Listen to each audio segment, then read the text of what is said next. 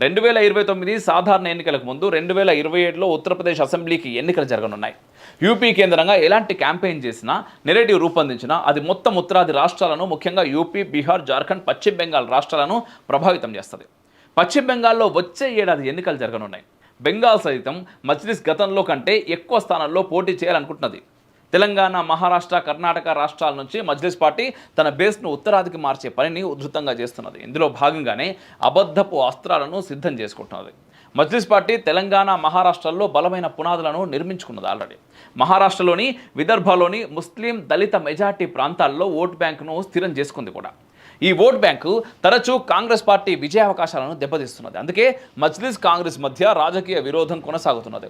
మజ్లిస్ విస్తరణను, అబద్ధాల ప్రచారాన్ని అడ్డుకోకపోతే దేశంలో మతపరమైన ఘర్షణలు చెలరేగే అవకాశాలు ఇంకా బలంగా ఉన్నాయి. ఈరోజు మాట్లాడుతూ ఉన్నాడు అసదుద్దీన్ ఓవైసీ. ప్రత్యేకంగా వీరు ఒక ప్రభుత్వానికి, ఆల్టర్నేటివ్ ప్రభుత్వాన్ని ఏర్పాటు చేస్తున్నారని.